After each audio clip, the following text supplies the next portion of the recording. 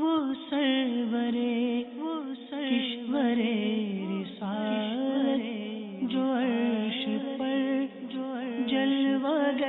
ہوئے تھے، نئے نرالے طرب کے سامان عرب کے مہمان کے لیے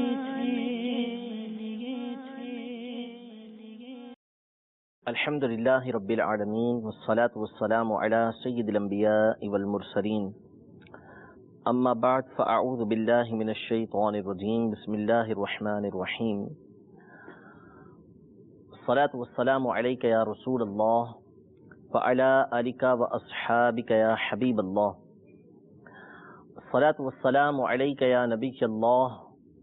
وعلی آلک واصحابک یا نور اللہ۔ مدنی چینل کے ناظرین، الحمدللہ عز و جل سلسلہ معراج مصطفیٰ صلی اللہ تعالیٰ علیہ وآلہ وسلم میں حاضر ہیں، اور اس سلسلے میں ہم حضور سرور دو عالم صلی اللہ تعالیٰ علیہ وآلہ وسلم کی معراج کے حوالے سے گفتگو کر رہے ہیں، اور آپ علیہ السلام کے معراج پر جو جانے کے واقعات ہیں ان کو سننے کی سعادت حاصل کر رہے ہیں۔ پچھلے سلسلوں میں ہم نے مسجد اقصیٰ تک حضور علیہ السلام کا جو سفر ہوا، اور آپ علیہ السلام نے انبیاء کرام علیہ السلام کی امامت کی، انبیاء کرام علیہ السلام اور آپ نے اپنے جو فضائل بیان کیے، اس پر حضرت ابراہیم علیہ السلام نے جو فیصلہ بیان کیا وہ ہم نے اپنے پچھلے سلسلے کے اندر بیان کیا تھا۔ جب حضور علیہ السلام اور انبیاء کرام علیہ السلام کی ملاقات ہو گئی اور آپ علیہ السلام نماز پڑھا کر فارغ ہو گئے، گفتگو سے فارغ ہوئے، تو اس کے بعد حضور علیہ السلام کو آسمان کی طرف لے جایا گیا۔ جب آپ مسجد اقصیٰ پہنچے تھے تو وہاں پر بھی دو مقام آپ کے دائیں بائیں نوری صورت کے اندر موجود تھے۔ ایک وہ مقام تھا کہ جو حضرت سلیمان علی نبینا و علیہ السلام کا مقام تھا، جہاں پر حضرت سلیمان علی نبینا و علیہ السلام کا محراب تھا وہ، اور دوسرا حضرت مریم رضی اللہ تعالی عنہا کا محراب تھا جہاں پر وہ نماز پڑھا کرتی تھیں۔ تو یہ دونوں مقام یہ نور کی صورت میں نبی کریم صلی اللہ تعالی علیہ وسلم نے وہاں پر دیکھے تھے۔ قرآن پاک میں بھی دونوں کا تذکرہ موجود ہے۔ تو یہ جو دونوں مقامات ہیں، یہ دونوں مقامات نور کی صورت میں مسجد اقصیٰ کے اندر موجود تھے۔ تو نبی کریم صلی اللہ تعالی علیہ وآلہ وسلم نے ان کو بھی وہاں پر ملاحظہ کیا، اور بھی کئی مقامات مسجد اقصیٰ کے اندر موجود ہیں جو نبی کریم صلی اللہ علیہ وسلم نے دیکھے۔ اور جس وقت آپ مسجد اقصیٰ کی طرف تشریف لے کر آ رہے تھے تو راستے میں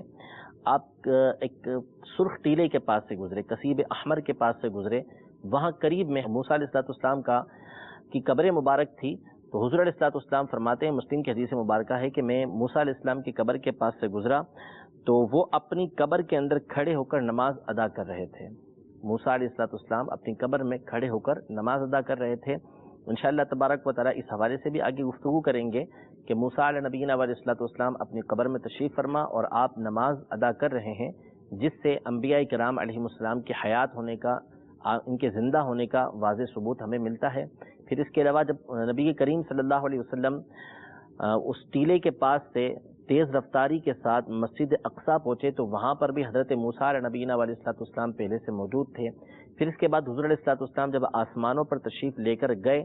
تو وہاں پر بھی حضرت موسیٰ علیہ نبینا علیہ السلام موجود تھے، جس سے انبیاء کرام علیہ السلام کے بیک وقت ایک ہی مقام پر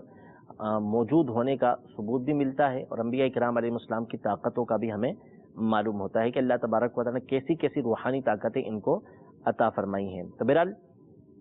جب نبی کریم صلی اللہ تعالیٰ علیہ وآلہ وسلم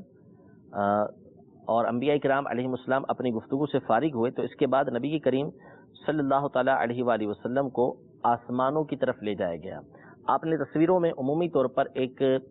گولڈن کلر کا گنبد دیکھا ہوگا۔ مسجد اقصیٰ یہ الگ ہے، مسجد اقصیٰ یہ ایک مسجد کی صورت میں موجود ہے، وہ الگ گنبد والی ہے۔ جو سنہری کلر کا گولڈن ایک گنبد سا بنا ہوتا ہے، یہ مسجد اقصیٰ نہیں بلکہ یہ قبۃ الصخرہ کہلاتا ہے۔ صخرہ عربی زبان میں چٹان کو بولتے ہیں، اور قبہ کا مطلب گنبد۔ تو یہ چٹان کے اوپر گنبد ہے، اور یہ وہ چٹان ہے کہ جہاں سے نبی کریم صلی اللہ تعالیٰ علیہ وآلہ وسلم آسمانوں کی طرف تشریف لے کر گئے، اور یہی وہ مقام ہے کہ جو آسمان کے اس دروازے کے نیچے ہے کہ جہاں سے جو فرشتے ہیں یہ اوپر جاتے ہیں اور آتے ہیں۔ تو اس مقام سے نبی کریم صلی اللہ تعالیٰ علیہ وآلہ وسلم کو آسمانوں کی طرف لے جایا گیا۔ تو یہ وہ جو ہم تصویروں کے اندر گنبد دیکھتے ہیں سنہری کلر کا جو ہم بنا ہوا دیکھتے ہیں، تو یہ مسجد اقصیٰ نہیں بلکہ مسجد اقصیٰ کے جو سامنے مقام ہے قبۃ الصخرہ یہ کہلاتا ہے، چٹان ہے، وہاں سے نبی کریم صلی اللہ تعالیٰ علیہ وسلم کو چونکہ آسمان کی طرف لے جایا گیا تو عشاق نے اس مقام پر اس طرح کا گنبد بنایا کہ جس سے اس کی یاد باقی رہے۔ تو حضور علیہ الصلوۃ والسلام کو وہاں سے آسمانوں کی طرف لے جایا گیا۔ اب آسمانوں کی طرف کیسے لے جایا گیا، اس کے بارے میں دو قول ہیں۔ ایک قول کے مطابق تو جبریل امین علیہ الصلوۃ والسلام نبی کریم صلی اللہ علیہ وسلم کو لے کر آسمانوں کی طرف گئے، اور ایک قول یہ ہے کہ ایک سیڑھی لائی گئی کہ جس پر نبی کریم صلی اللہ تعالیٰ علیہ وسلم چڑھ کر آسمانوں کی طرف گئے، اور اس سیڑھی کے حوالے سے علماء یہ بیان کرتے ہیں کہ اس سے خوبصورت چیز مخلوق نے کبھی نہیں دیکھی۔ یہاں تک علماء فرماتے ہیں کہ جب مرنے والا مرتا ہے تو یہی سیڑھی اس کے سامنے لائی جاتی ہے، اور اس کی آنکھیں اس سیڑھی کو دیکھ کر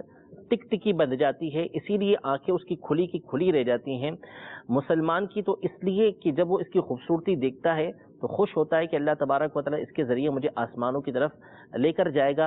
اور کافر کی اس لیے، فاسق کی اس لیے کہ وہ پریشان ہوتا ہے کہ اتنی خوبصورت چیز سے اب میں محروم ہو گیا۔ تو علماء کے اس حوالے سے اقوال موجود ہیں کہ ایسی سیڑھی بھی تھی کہ جس کے ذریعے سے آسمانوں کی طرف نبی کریم صلی اللہ تعالیٰ علیہ وسلم کو لے جایا گیا، لیکن صحیح یہ ہے کہ حضور علیہ الصلوۃ والسلام کو جبریل امین علیہ الصلوۃ والسلام اپنے ساتھ لے کر آسمانوں کی طرف گئے۔ پچھلے سلسلے جو گزشتہ تھے ان میں ایک سلسلے کے اندر ہم نے پورا تفصیل کے ساتھ بیان کیا تھا کہ حضور علیہ الصلوۃ والسلام جو آسمانوں پر گئے اس حوالے سے کئی احادیث طیبہ موجود ہیں جو بخاری کے اندر بھی ہیں، مسلم کے اندر بھی ہیں، اور دیگر کئی کتابوں کے اندر ہیں۔ تو ان احادیث طیبہ کو ہم نے بیان کیا تھا کہ حضور علیہ الصلوۃ والسلام جب جبریل امین علیہ الصلوۃ والسلام کے ساتھ آسمانوں کی طرف گئے تو پہلے آسمان پر پہنچ کر جبریل امین علیہ الصلوۃ والسلام نے آسمان کا دروازہ کھٹکھٹایا، تو اندر سے پوچھا گیا کہ کون؟ تو کہا جبریل۔ تو پھر کہا کہ آپ کے ساتھ کون ہے؟ کہا محمد صلی اللہ علیہ وسلم۔ کہا ان کو بلایا گیا ہے؟ بولا ہاں بلایا گیا ہے۔ تو دروازہ کھولا گیا، نبی کریم صلی اللہ علیہ وسلم پہلے آسمان پر تشریف لے کر گئے۔ اب یہاں پر علماء نے چند نکتے بیان کیے ہیں۔ پہلی بات یہ کہ جب یہ بات واضح تھی کہ نبی کریم صلی اللہ تعالیٰ علیہ وآلہ وسلم نے آسمانوں پر تشریف لے کر آنا ہے تو پھر یہ آسمان کا دروازہ بند کیوں تھا؟ علماء جو ہیں اپنے اپنے ذوق کے مطابق احادیث کی تشریح کرتے ہیں۔ جو اہل محبت ہوتے ہیں ان کے انداز نرالے ہوتے ہیں، ان کے نکات بڑے نرالے ہوتے ہیں۔ چنانچہ محبت والے اس کی تفسیر یوں کرتے ہیں کہ جب نبی کریم صلی اللہ تعالیٰ علیہ وسلم آسمان پر تشریف لے جا رہے تھے تو یہ ایک انتہائی اہم واقعہ تھا۔ اللہ تبارک و تعالیٰ ایک عظیم مرتبہ، ایک عظیم معجزہ نبی کریم صلی اللہ تعالیٰ علیہ وسلم کو عطا فرما رہا تھا، تو یہ واقعہ عام نہیں تھا۔ اب حضور علیہ الصلوۃ والسلام اگر آسمان کی طرف جاتے اور دروازے کھلے ہوتے تو اس میں ایک اشارہ یہ ملتا کہ یہ دروازے ہر ایک کے لیے کھلے رہتے ہیں کہ جو اس میں سے آنا چاہے وہ آ سکتا ہے، یعنی دروازے کھلے ہیں، ہر ایک کی اس میں سے گزر ہو سکتی ہے۔ لیکن آسمان کا دروازہ بند ملا، اس میں علماء یہ فرماتے ہیں کہ یہ وہ خاص دروازے تھے کہ جو نبی کریم صلی اللہ تعالیٰ علیہ وآلہ وسلم کی آمد کے لیے رکھے گئے اور ان کو بند رکھا گیا تاکہ یہ بات واضح ہو جائے کہ جو ہستی آ رہی ہے وہ ایسے مقام پر آ رہی ہے، ایسی جگہ پر آ رہی ہے کہ جہاں ان کی تعظیم کا، جہاں ان کے استقبال کا سلسلہ ہے، اور یہ دروازے ان کے لیے خاص ہیں۔ یہ دروازے عام نہیں ہیں کہ جس سے ہر کوئی گزر سکے، بلکہ جس مہمان کو بلایا گیا ہے، جس ہستی کو بلایا گیا ہے، اسی کے لیے دروازے کھولے جائیں گے۔ تو اس لیے آسمان کے یہ دروازے بند تھے۔ اب پھر سوال یہ پیدا ہوتا ہے کہ تمام فرشتے جو ہے وہ اس بات کو جانتے تھے کہ نبی کریم صلی اللہ تعالیٰ علیہ وسلم تشریف لے کر آ رہے ہیں، اور آسمان کے دروازوں کے بارے میں یہ موجود ہے کہ ان کا اندر سے باہر اور باہر سے اندر نظر آتا ہے، یعنی جو اندر کی طرف ہے وہ باہر والے کو دیکھتا ہے، جو باہر والا ہے وہ اندر والے کو دیکھتا ہے۔ جب فرشتوں کو معلوم ہے کہ حضور علیہ الصلوۃ والسلام تشریف لا رہے ہیں اور باہر سے نظر بھی آ رہا ہے کہ نبی کریم صلی اللہ تعالیٰ علیہ وسلم تشریف فرما بھی ہیں، تو ان کا پوچھنا کیسا؟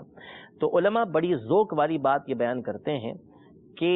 حقیقت یہ ہے کہ جب حضور علیہ الصلوۃ والسلام معراج پر تشریف لے کر گئے تو فرشتوں کو نبی کریم صلی اللہ تعالیٰ علیہ وآلہ وسلم کے نام مبارک سننے میں بڑا لطف آتا ہے، بڑا مزہ آتا ہے کہ وہ نبی کریم صلی اللہ تعالیٰ علیہ وسلم کے نام مبارک کو سنیں۔ اس لیے وہ چاہتے تھے کہ جبریل امین علیہ الصلوۃ والسلام نبی کریم صلی اللہ علیہ وسلم کا نام لیں اور اس نام کی لذت ہم حاصل کریں۔ فرشتے نے جبریل امین سے اس وجہ سے پوچھا تھا، ورنہ انہیں معلوم تھا کہ حضور علیہ السلام تشریف لے کر آ رہے ہیں، اور ان کو نظر بھی آ رہا تھا کہ جبریل امین علیہ السلام کے ساتھ نبی کریم صلی اللہ تعالیٰ علیہ وسلم موجود بھی ہیں۔ اسی طرح کا واقعہ قیامت کے دن بھی پیش آئے گا کہ نبی کریم صلی اللہ تعالیٰ علیہ وآلہ وسلم جب جنت میں تشریف لے جا رہے ہوں گے تو جنت کا دروازہ جب آپ کھٹکھٹائیں گے تو رضوان جنت پوچھے گا آپ سے کہ آپ کون ہیں، تو نبی کریم صلی اللہ تعالیٰ علیہ وسلم اپنا نام بتائیں گے کہ میں محمد صلی اللہ علیہ وسلم ہوں، تو رضوان جنت جو ہے وہ کہیں گے کہ مجھے آپ ہی کے لیے دروازہ کھولنے کا حکم دیا گیا تھا۔ تو وہاں بھی علماء یہی نکتہ بیان کرتے ہیں کہ جنت کے دروازوں کے بارے میں احادیث طیبہ کے اندر موجود ہے کہ اس سے اندر کا باہر اور باہر کا اندر نظر آتا ہے۔ تو رضوان جنت کا نبی کریم صلی اللہ تعالیٰ علیہ وسلم سے سوال کرنا کیسا تھا، تو اس کی وجہ بھی علماء یہ بیان کرتے ہیں کہ رضوان جنت کو نبی کریم صلی اللہ تعالیٰ علیہ وسلم کی زبان سے آپ کا نام سننا یہ بڑا بھلا محسوس ہوتا ہے، بڑا پیارا محسوس ہوتا ہے، ان کو اس سے لذت حاصل ہوتی ہے۔ تو اس لیے انہوں نے نبی کریم صلی اللہ تعالیٰ علیہ وسلم سے سوال کرنا ہے کہ آپ کون ہیں؟ حضور علیہ السلام فرمائے میں محمد ہوں، تو حضور علیہ السلام کی زبان سے جب محمد صلی اللہ علیہ وسلم ادا ہوگا تو اس سے رضوان جنت کو لذت حاصل ہوگی، اس لیے وہ حضور علیہ السلام سے سوال کریں گے۔ یہی معاملہ معراج کی رات پیش آیا کہ جو خازین آسمان تھے، آسمان کا دروازہ کھولنے والے تھے، ان کو بھی حضور علیہ السلام کا نام سننے میں بڑا لطف اور بڑا مزہ آتا تھا، تو اس لیے نبی کریم صلی اللہ تعالیٰ علیہ وسلم کے بارے میں پوچھا کہ آپ کے ساتھ کون ہیں؟ جب کہا گیا محمد صلی اللہ علیہ وسلم ہے تو انہوں نے پھر دروازہ کھول دیا۔ حضور علیہ السلام پہلے آسمان پہ تشریف لے کر گئے، وہاں پر سیدنا آدم علیہ نبینا و علیہ السلام سے ملاقات ہوئی، اور مختلف آسمانوں پر یہی معاملہ پیش آتا رہا، مختلف انبیاء کرام علیہ السلام سے آپ کی ملاقات ہوتی رہی۔ انبیاء کرام علیہ السلام سے ملاقات کیوں ہوئی، کس آسمان پر کس نبی سے ملاقات ہوئی، اور اس آسمان پر اس نبی کے ہونے کی حکمت کیا تھی، انشاءاللہ تبارک و تعالی اس حوالے سے اپنے اگلے سلسلے کے اندر تفصیل کے ساتھ بیان کرنے کی کوشش کریں گے۔ اللہ تبارک و تعالی ہمارے اس سلسلے کو بھی اپنی بارگاہ میں شرف قبولیت عطا فرمائے، اور جو غلطیاں کوتاہیاں ہم سے ہوئی ہیں اللہ تبارک و تعالی اسے معاف فرمائے، آمین بجاہ النبی الامین صلی اللہ تعالی علیہ وآلہ وسلم۔ وہ سرورے کشورے رسالے